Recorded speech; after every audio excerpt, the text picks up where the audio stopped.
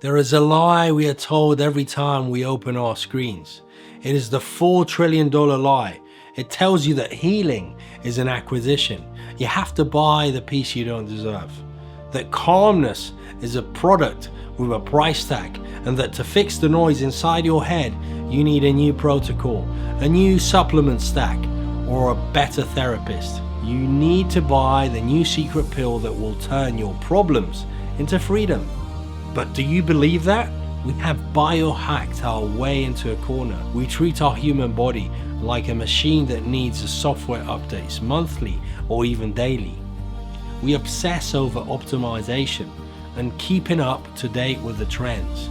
We count macros, we restrict sugar, and go on fasting fads, myself included. We track sleep efficiency with our smartwatches, and we film our cold plunges vertically to prove to our followers we are suffering correctly. But what if we have been looking in the wrong places?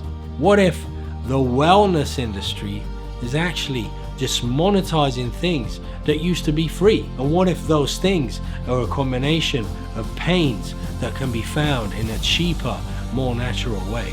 Before language was standardized, before we had words like cortisol or dopamine or anxiety, the body already had a method.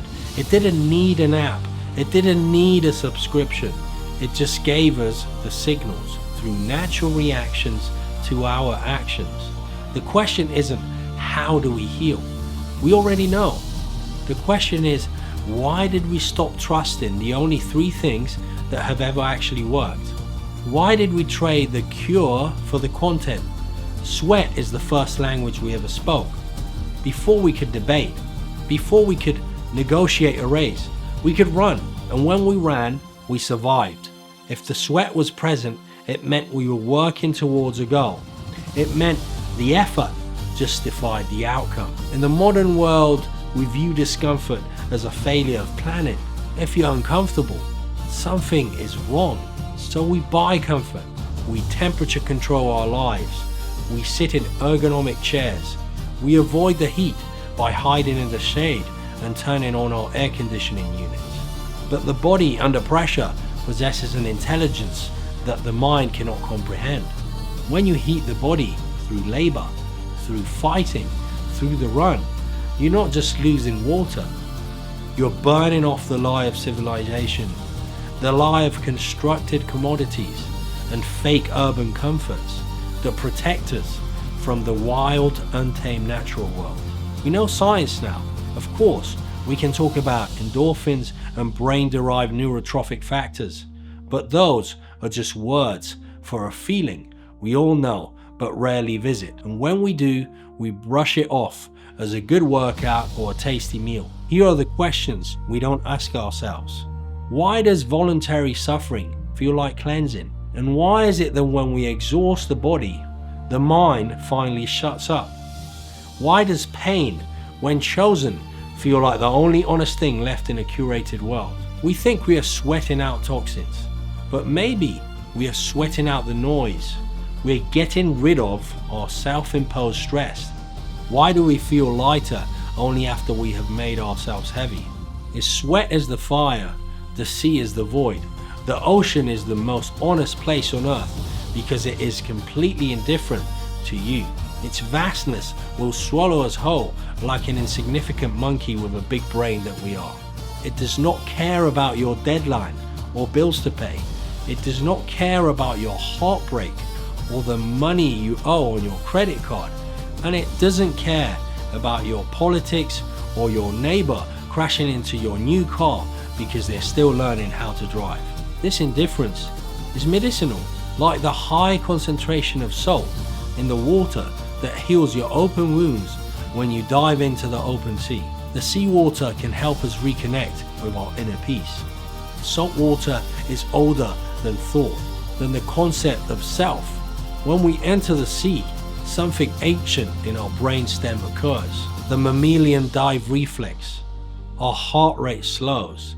The blood in our body moves to our core. The chatter of the frontal cortex is drowned out by the necessity of using oxygen. We are protecting ourselves from drowning and hypothermia. Maybe we can use the salt water in the sea to help us calm our nervous system, reduce our hyper-connected, hyper-anxious lives inflicted by our screens, problems, and schedules. We spend our lives trying to be somebody, trying to be important, and it is worse than that, trying to show the world how important we are.